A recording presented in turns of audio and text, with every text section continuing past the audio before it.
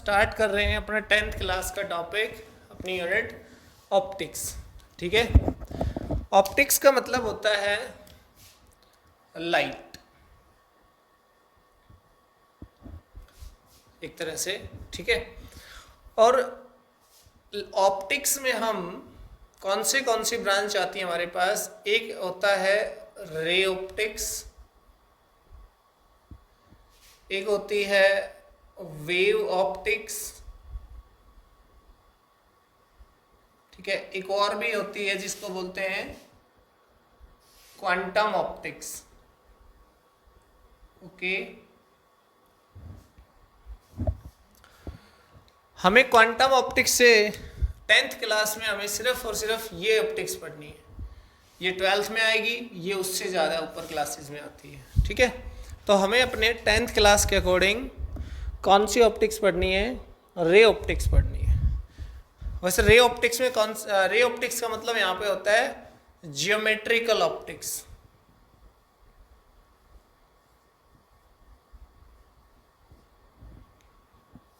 Wave optics का मतलब है फिजिकल ऑप्टिक्स। इसका हम जिक्र ही नहीं करेंगे, ठीक है, अपर लेवल की बात है वो। बस मैंने ब्रांच का नाम बताया, सभी क्वांटम ऑप्टिक्स होती है। ओके, तो इसमें कौन सी फिनोमिनाज पढ़ते हैं ज्योमेट्रिकल ऑप्टिक्स में? ज्योमेट्रिकल ऑप्टिक्स में हम पढ़ते हैं रिफ्लेक्शन ऑफ लाइट,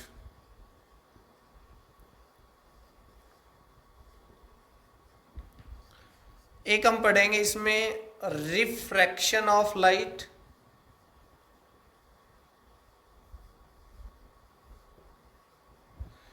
एक हमारे पास आएगा इसमें फिनोमिना। तो हमारे पास क्या है? दो ही होती हैं वैसे, रिफ्लेक्शन और रिफ्रैक्शन। और ऑप्टिकल इंस्ट्रूमेंट्स इसी रिफ्लेक्शन और रिफ्रैक्शन का एक पार्ट होता है, जो कि हमें 10th में तो पढ़ना भी नहीं है। फिजिकल में हमारे पास होता है इंटरफेरेंस ऑफ लाइट। ये फिनोमिनाज हैं जो इन अलग अलग ऑप्टिक्स में हम देखते हैं, जो हमें स्टडी करनी है। ठीक है, एक होता है हमारे पास डिफ्रैक्शन ऑफ लाइट, एक होता है हमारे पास पोलराइजेशन ऑफ लाइट। ठीक है, ये फिनोमिनाज होती हैं इन दो ऑप्टिक्स में अलग अलग। ठीक है, और हमें सिर्फ ये दो पढ़नी अपने 10th क्लास में। रिफ्लेक्शन ऑफ लाइट क्या होता है और रिफ्रैक्शन ऑफ लाइट क्या होता है। ठीक है, तो रे ऑप्टिक्स हम इसमें स्टार्ट करेंगे आज, और यहाँ से आज हम अपना पहला टॉपिक स्टार्ट करेंगे, जिसको हम रे ऑप्टिक्स कहते हैं। रे ऑप्टिक्स में रिफ्लेक्शन ऑफ लाइट कहते हैं। बट सबसे पहले हम जाने कि रे क्या होती है। रे या रे से पहले मैं आपको बताऊं कि लाइट क्या चीज होती है। देखिए, लाइट के अलग अलग नेचर है। लाइट का ही नेचर होता है रे, और लाइट का ही नेचर होता है वेव। ठीक है, तो हम इन दोनों की बात करेंगे, लेकिन पहले लाइट क्या है? Light is a form of energy. Light is a form of energy which produces the sensation of sight in our eyes। आँख से हम जो देख पाते हैं वो लाइट की वजह से ही है। अगर हम कहीं अंधेरे में चले गए तो हमें कुछ नहीं दिखाई देता, इसका मतलब यहाँ पे क्या है? लाइट नहीं है। ठीक है, तो लाइट क्या है? एनर्जी की एक फॉर्म है जिसको लाइट एनर्जी बोलते हैं, जो हमारी आंखों में सेंस प्रोड्यूस करती है देखने की। क्लियर? लाइट होती है तो ही हम चीज़ों को देख पाते हैं। फिर इसमें जो नाम आता है रे का आता है। रे क्या है? देखिए, रे is that something, or we can say that ray is a line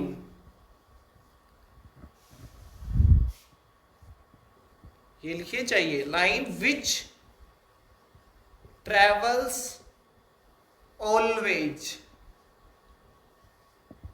in a straight line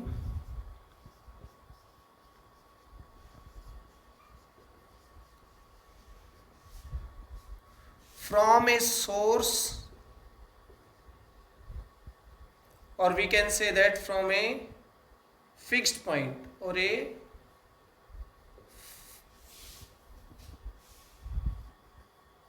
or from a fixed point. Light रे है, हम यहां लिख सकते हैं लाइट इज ए रे, लाइट इज ए रे। ठीक है, लाइट क्या है, एनर्जी की एक फॉर्म है। फिर हमने कहा लाइट एक रे है। रे क्या होती है, जो एक फिक्स पॉइंट से स्ट्रेट पाथ में ट्रेवल करती है। जैसे ये हमारे पास क्या है, सोर्स ऑफ लाइट, यहाँ पे, यहां से एक लाइट रे निकलेगी और आगे तक जाएगी। कहां तक जाएगी ये, अप टू इन्फिनिटी, मतलब ये एंडलेस है। स्टार्टिंग कहां से हुई हमें पता है, ठीक है, यहां पे लिख सकते हैं from a fixed point up to infinity.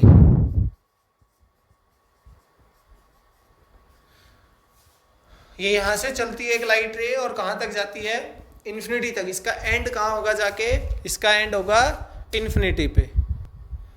रे के दो टाइप होते हैं, there are two types of ray. ठीक है, एक हमारे पास होता है कन्वर्जेंट रे, कन्वर्जेंट रे, और दूसरा हमारे पास होता है डाइवर्जेंट रेज। ठीक है, तो कन्वर्जेंट रे किसको बोलते हैं, देखिए कन्वर्ज वर्ड जो है उसका मतलब होता है इकट्ठा होना। कन्वर्ज का मतलब होता है डिफरेंट डिफरेंट डायरेक्शन से आना और एक जगह इकट्ठा हो जाना। ठीक है, उसको कन्वर्ज बोलते हैं। तो कन्वर्जेंट रेज होंगी जो डिफरेंट डिफरेंट डायरेक्शन से आए और एक ही जगह पे आके कलेक्ट हो जाएं। ठीक है, तो यहां लिखेंगे the rays which coming from different directions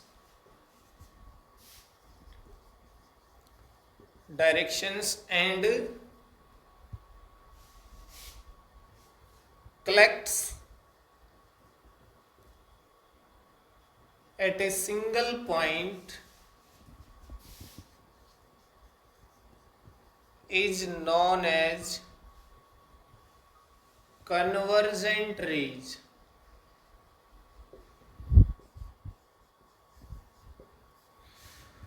उनको हम क्या बोलते हैं, कन्वर्जेंट रेज बोलते हैं। ठीक है, तो जैसे कि हम कहें, ये मान लीजिए एक रे यहाँ से आई, एक इधर से आ गई, एक इधर से आ गई, तीन अलग अलग रे हैं, नंबर 1, नंबर 2, नंबर 3। ठीक है, और ये आके इस पॉइंट O पे मीट कर रही हैं। कलेक्ट की जगह हम ये भी लिख सकते हैं meets eight a single point. ठीक है, तो ये कैसी रे हो गई, ये कन्वर्जेंट रे हो गई, कन्वर्जेंट रेज। ओके, कहने का मतलब ये है कि जो अलग अलग डायरेक्शन से चल के आए और एक ही पॉइंट पे इकट्ठी हो जाएं, उनको हम क्या बोलते हैं, कन्वर्जेंट रेज बोलते हैं। ठीक है, दूसरा आप समझ गए होंगे डाइवर्जेंट का मतलब क्या होगा, divergent raise.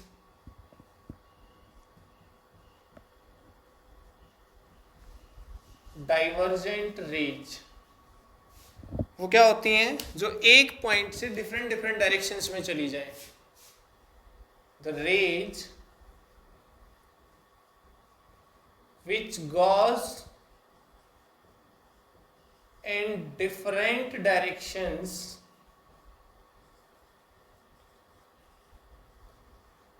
from a single point,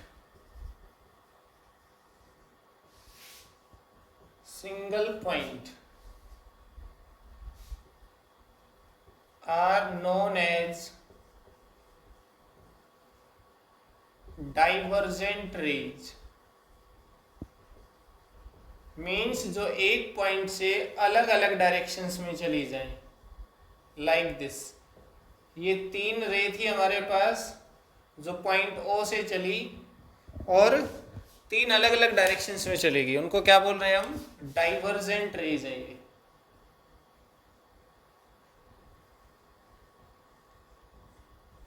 बात क्लियर हुई हमारे? क्या light is a form of energy, फिर से सुनिए, light is a form of energy and light is a ray, and ray is that something which starts from a fixed point and moves always in a straight line and ends at up infinity, और we can say that travels up to infinity. ठीक है। और रे फिर 2 तरह की होती है, एक कन्वर्जेंट रे होती है और एक डाइवर्जेंट। कन्वर्जेंट वो होती है जो अलग अलग डायरेक्शन से आके एक ही पॉइंट पे मिल जाए, और डाइवर्जेंट वो होती है जो एक पॉइंट से अलग अलग डायरेक्शंस में चली जाए, उनको हम क्या बोलते हैं? डाइवर्जेंट रेज बोलते हैं। ठीक है। तो ये रे के बारे में था हमारे पास कि रे के अलग अलग क्या टाइप होते हैं। नेक्स्ट इसमें हमारे पास हमारी जो पहले फिनोमिना है रिफ्लेक्शन ऑफ लाइट, लाइट में वो पढ़ते हैं। ठीक है। रिफ्लेक्शन ऑफ लाइट क्या है? रिफ्लेक्शन ऑफ लाइट होता है the bending of the light without changing the medium when the light strikes on the surface of a opaque medium. देखिए मीडियम हमारे पास कितने होते हैं? एक ट्रांसपेरेंट मीडियम होता है, एक ट्रांसल्यूसेंट होता है, एक ओपेक होता है। आपको अच्छे से पता होगा। ट्रांसपेरेंट वो होता है जहाँ जिसमें से कंप्लीट लाइट ट्रांसमिट कर जाती है, जैसे ग्लास। ट्रांसल्यूसेंट वो होता है जिसमें कुछ लाइट ट्रांसमिट कर जाए और कुछ रिफ्लेक्ट कर जाए, उसको हम क्या बोलते हैं? ट्रांसल्यूसेंट। जैसे पेपर हो हमारे पास। ठीक है। और ओपेक मीडियम क्या होता है? जिसमें से लाइट बिल्कुल भी ट्रांसमिट नहीं करती है। क्लियर? तो फिनोमिना क्या होती है? The bending of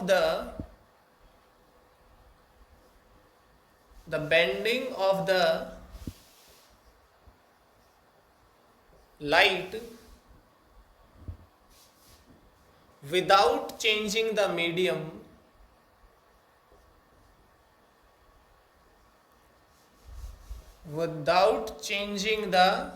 medium when the bending of the light का मतलब यहाँ पे क्या है? ज्योमेट्रिकल ऑप्टिक्स, हम रे की बात कर रहे एक तरह से। ठीक है। without changing the medium when the light strikes on the surface of a opaque medium।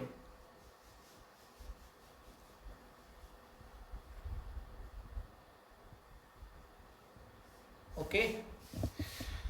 ये मान लीजिए हमारे पास कोई ओपेक मीडियम है, उसका सरफेस है। ठीक है। तो यहां से एक लाइट रे इंसिडेंट करेगी ऐसे, और ये लाइट ऐसे चली जाएगी। ठीक है। तो लाइट इस डायरेक्शन में आ रही थी, सरफेस पे टकराई, उस डायरेक्शन में चली गई। क्या मीडियम चेंज हुआ? नहीं हुआ। डायरेक्शन चेंज हो गई? हो गई। कब चेंज हुई? जब इस सरफेस पे स्ट्राइक की।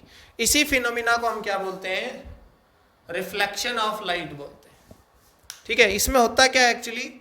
जिस पॉइंट पे स्ट्राइक करेगी वहां पे हम एक नॉर्मल ड्रॉ करते हैं ऐसे, इसका नाम है नॉर्मल।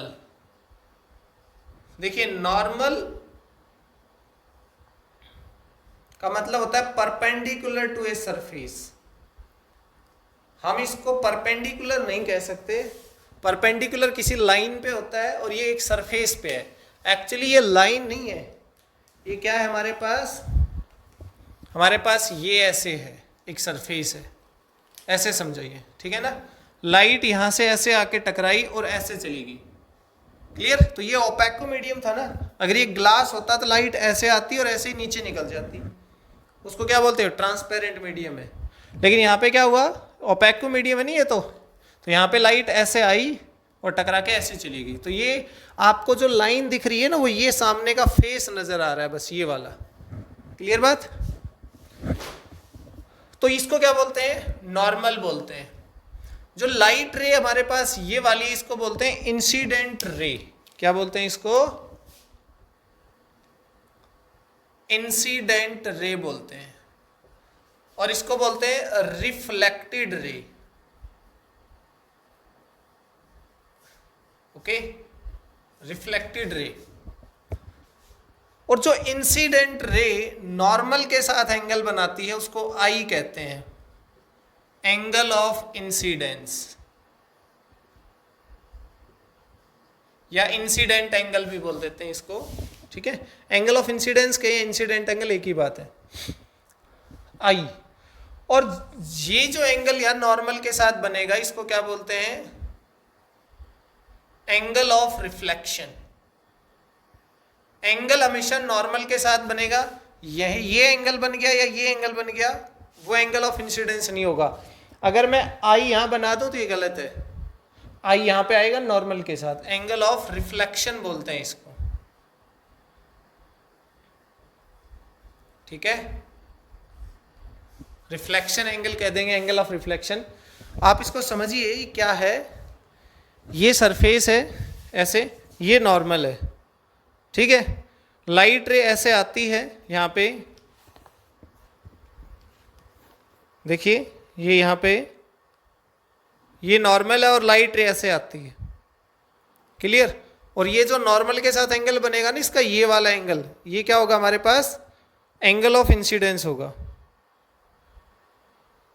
और लाइट रे ऐसे इस डायरेक्शन में चली जाती है रिफ्लेक्ट होके, तो नॉर्मल के साथ एंगल क्या होगा यहाँ पे, ये वाला एंगल, एंगल ऑफ रिफ्लेक्शन होगा। क्लियर। तो यहाँ तीन चीजें, पांच चीजें टोटल वैसे, नॉर्मल, इंसिडेंट रे, रिफ्लेक्टेड रे, एंगल ऑफ इंसिडेंस और एंगल ऑफ रिफ्लेक्शन। ठीक है, क्लियर। तो ये हमारे पास, और ये हमारे पास है नीचे ये वाला रिफ्लेक्टिंग सरफेस, इसको क्या बोलते हैं, रिफ्लेक्टिंग सरफेस बोलते हैं। ये एक सिंगल लाइट रे है, ऐसी ऐसी बहुत सारी लाइट रे होंगी। एक बीम ऑफ लाइट जो होगी ना, जैसे हमारे पास टॉर्च होती है ना, सर्च लाइट जो होती है, वो एक बीम ऑफ लाइट है, उसमें बहुत सारी रे, इनफाइनाइट रे हो सकती है। हमने कोई एक रे ली है और उसका ये आपको डेमोन्स्ट्रेशन दिया है कि कैसे रिफ्लेक्शन होता है। ठीक है, अब रिफ्लेक्शन भी ना दो तरह के होते हैं, टू टाइप्स ऑफ रिफ्लेक्शन।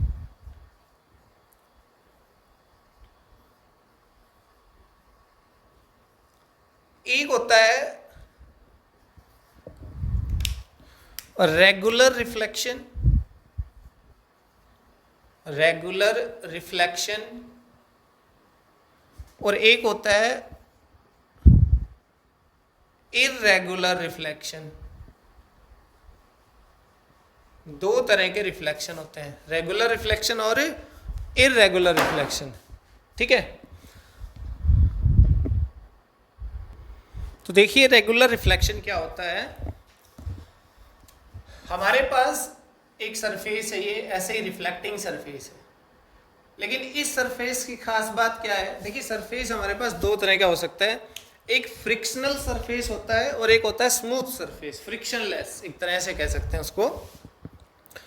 एक तो ये स्मूथ सरफेस हो और एक ये रफ सरफेस हो, उन्हीं के बेसिस पे दो तरह के रिफ्लेक्शन हमारे पास होंगे। तो हमारे पास सरफेस कैसा है, मान लो स्मूथ रिफ्लेक्टिंग सरफेस है, ये स्मूथ रिफ्लेक्टिंग सरफेस। ओके, इसमें क्या होगा कि लाइट रे ऐसे आएगी,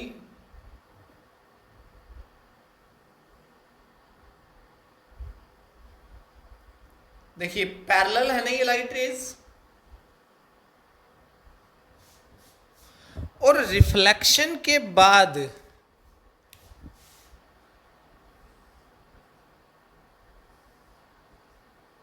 भी ये लाइट रे क्या होंगी, पैरेलल ही होंगी। इसको हम क्या बोलते हैं, रेगुलर रिफ्लेक्शन बोलते हैं इसको।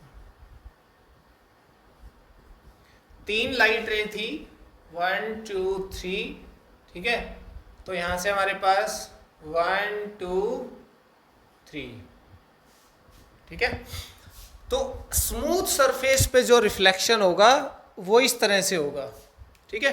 तीनों पैरेलल लाइट रेज थी और पैरेलल ही है रिफ्लेक्शन के बाद भी, तो इसको हम क्या बोलते हैं, रेगुलर रिफ्लेक्शन। लिखेंगे इसमें the reflection which takes place on a smooth surface. The reflection which takes place on a smooth surface is known as a regular reflection.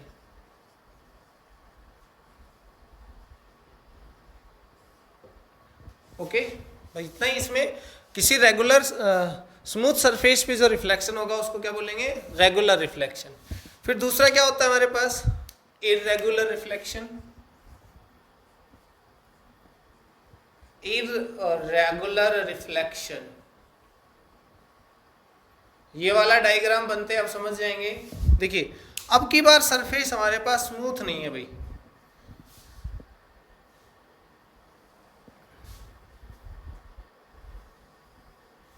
अब की बार सरफेस हमारा कुछ इस तरह से है, रफ सरफेस है ऐसे, ये इसमें हील्स एंड ग्रूव्स हैं एक तरह से।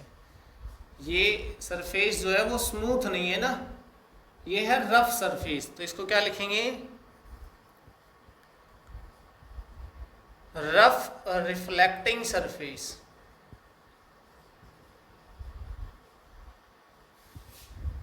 ठीक है, यहां पे लाइट रेज का कैसे रिफ्लेक्शन होगा, देखिए सेम वैसे ही 3 लाइट रेज हम लेते हैं,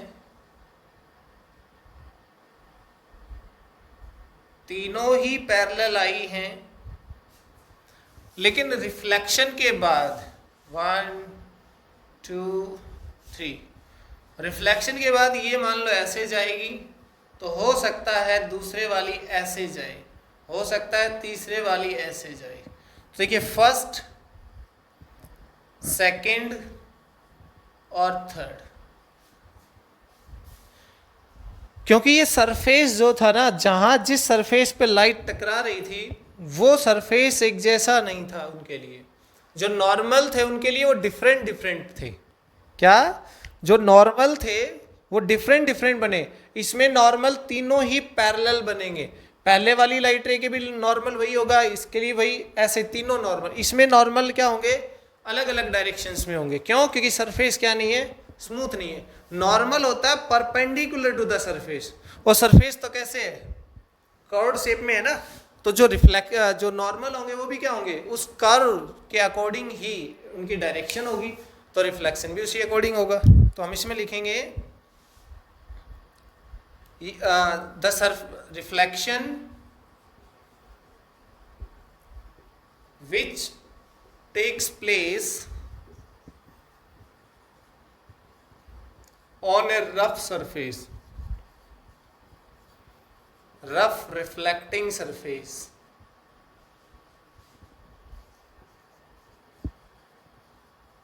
is known as irregular reflection.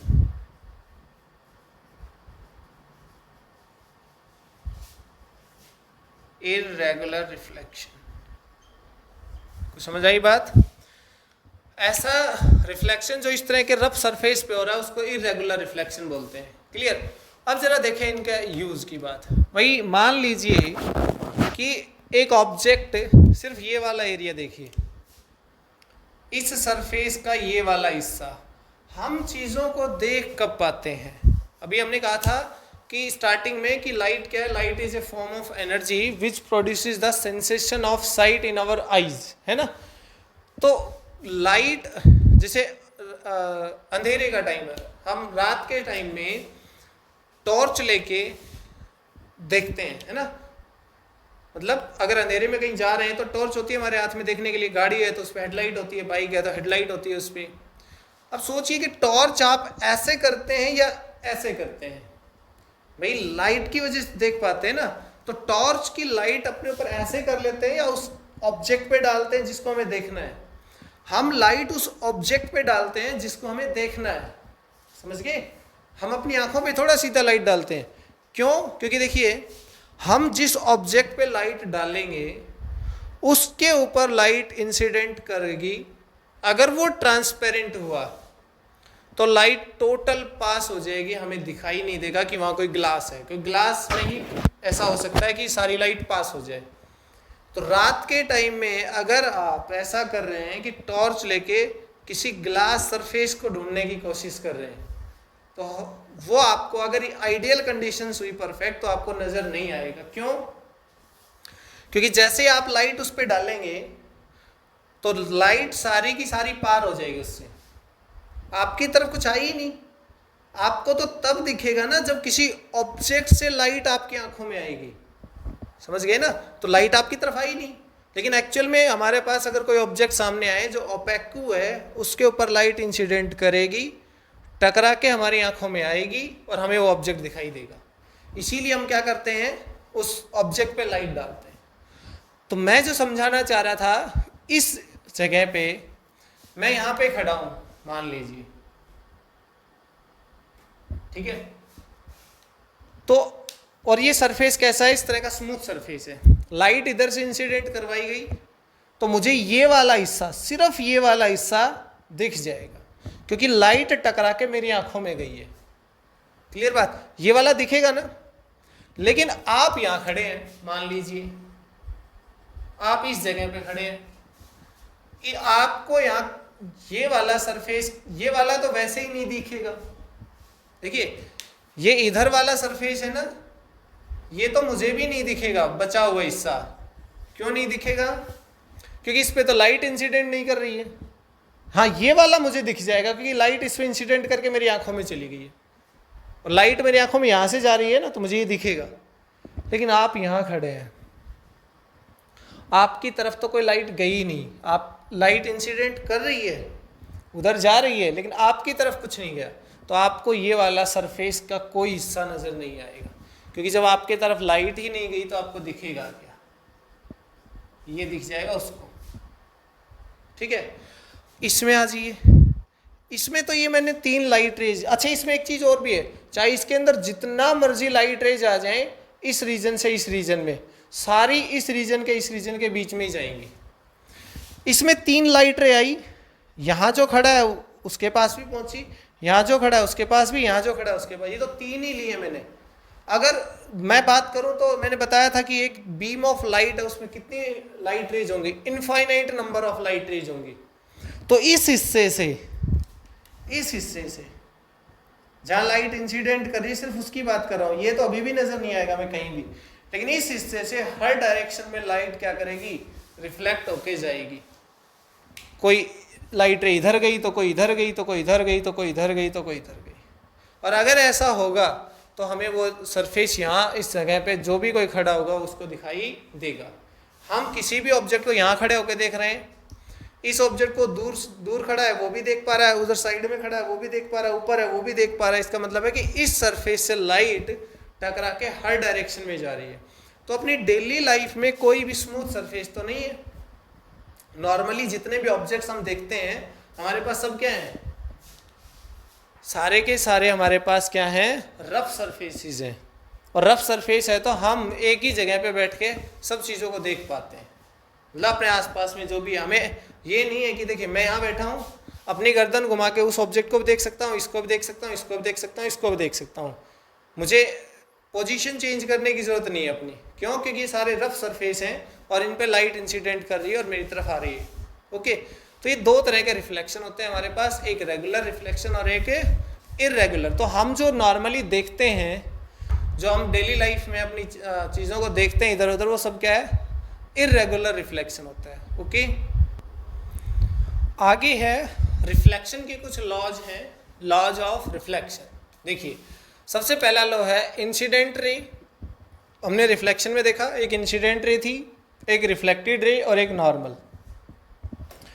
Incident ray, reflected ray and normal all lies in the same plane. Plane का क्या मतलब है? यहाँ पे देखिए, एक्स वाई दिखा, ये एक्स वाई एक्सिस, ये क्या है हमारे पास? एक्स वाई प्लेन है।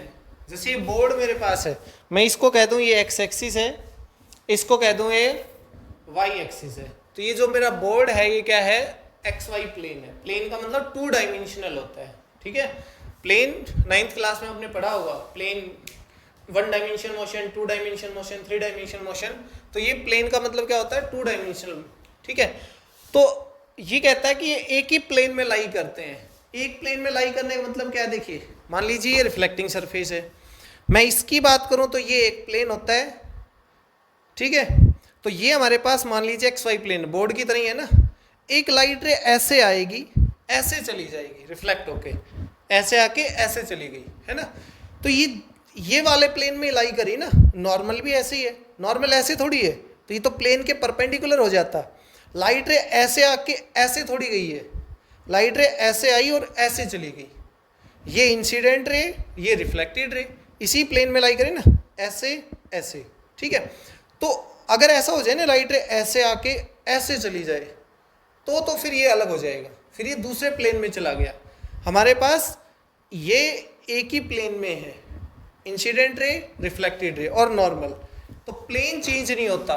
सिंपली ये कह सकते हैं हम, ये हमारे पास एक्स वाई प्लेन है, लाइट रे ऐसे आएगी और ऐसे चली जाएगी, सेम प्लेन में लाई करते हैं। ये हमारे पास क्या होता है, ये नॉर्मल होता है ये हमारा,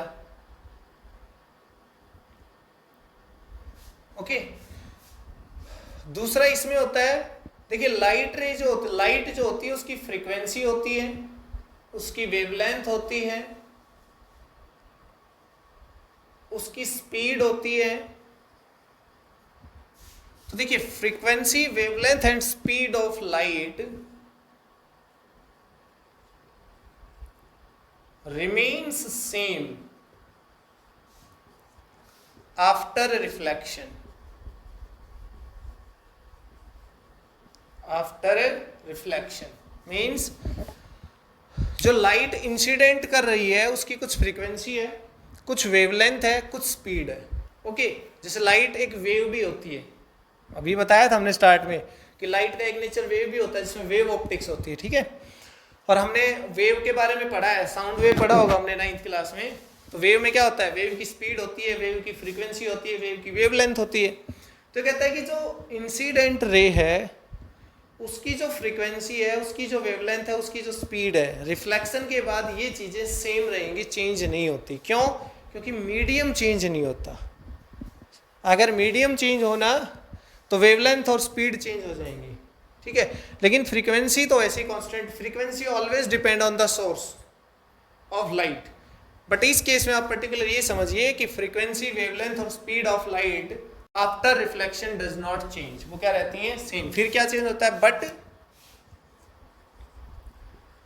intensity of reflected ray decreases, intensity of reflected ray decreases. जो रिफ्लेक्टेड रे की इंटेंसिटी है वो क्या होती है, डिक्रीज, इंटेंसिटी डिक्रीज हो जाती है। बस हम इसमें याद रखेंगे, इंटेंसिटी डिक्रीज होती है, बाकी चीज़ें क्या रहती हैं, सेम रहती हैं, ठीक। थर्ड इसमें जो सबसे इंपॉर्टेंट है एक तरह से कि angle of incidence, angle of incidence is always equal to the angle of reflection, angle of reflection for a particular रे।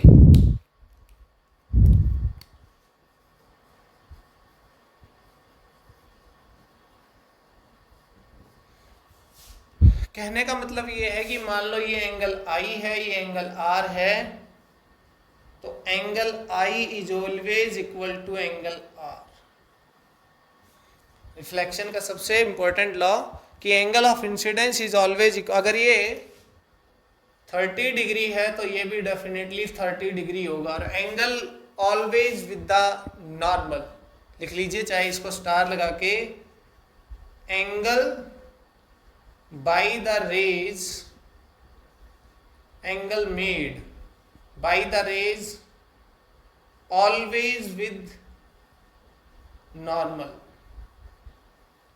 जो एंगल बनाती हैं रेज वो हमेशा किसके साथ बनाएंगी? नॉर्मल के साथ बनाएंगी। तो हमने लॉज देखे इसके अलग अलग। पहला लॉ क्या कहता है? पहला लॉ कहता है कि incident ray normal and reflected all lies in the same plane. अगर ऐसे आई है तो ऐसे ही जाएगी, तो बोर्ड प्लेन में रहेगी ना सॉरी। और ऐसे आके ऐसे नहीं आएगी लाइट रे, तो ऑल लाइट। और नॉर्मल भी ऐसे ही है, ऐसे थोड़ी ना है नॉर्मल, नॉर्मल ऐसे ही है, उसी प्लेन में है। तो ये एक ही प्लेन में लाई करते हैं। फ्रीक्वेंसी, वेवलेंथ और स्पीड जो होती है लाइट रे की, इंसिडेंट की, वो वही रहती है, चेंज नहीं होती। रिफ्लेक्शन के बाद भी चेंज क्या होता है? इंटेंसिटी। और वो चेंज में इंक्रीज या डिक्रीज? डिक्रीज होती है, क्योंकि जब वो सरफेस पे स्ट्राइक करती है तो कुछ लॉस हो जाता है उसकी एनर्जी का एक तरह से, ठीक है। और angle of incidence is always equal to angle of reflection. ये एंगल ऑफ इंसिडेंस है, ये एंगल ऑफ रिफ्लेक्शन है, ये हमेशा दोनों क्या होते हैं? इक्वल होते हैं, ठीक है। तो ये हमारे पास रिफ्लेक्शन का एक बेसिक लेक्चर हमारे पास था। एक छोटी सी बात और इसमें बता दूं कि अगर नॉर्मल इंसिडेंस हो जाए, देखिए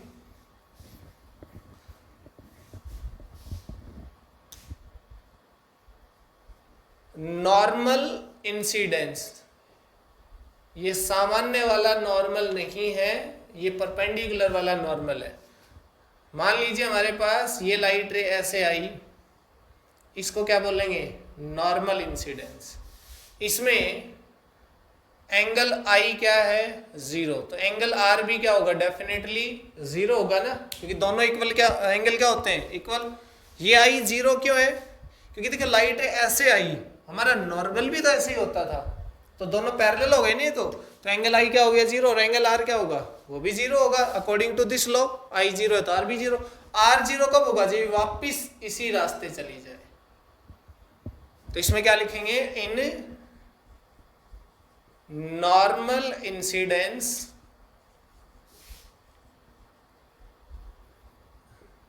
लाइट रे retraces its path. Light ray retraces its path after reflection. Reflection के बाद लाइट रे क्या करती है? अपने पाथ को रिट्रेस, मतलब जिस रास्ते से आई है उसी रास्ते से चली जाएगी। किस केस में? नॉर्मल इंसिडेंस में। अब ये ऐसी सिचुएशन कहीं भी आई हमारे पास जहां पे लाइट रे किसी भी सरफेस पे इंसिडेंट करी और पता चला कि नॉर्मल भी इसी रास्ते से आना था इस सरफेस के लिए, इस पॉइंट के लिए, इस सरफेस पे, और उसी रास्ते से लाइट रे आ रही है, इसका मतलब तो नॉर्मल इंसिडेंस हो गया। तो लाइट रे टकरा के उसी रास्ते से वापस चली जाएगी जिस रास्ते से वो आई थी। इसी को बोलते हैं रिट्रेसेस इट्स पाथ, ठीक है। तो रिफ्लेक्शन के अंदर हमारे पास आज के लिए इतना ही।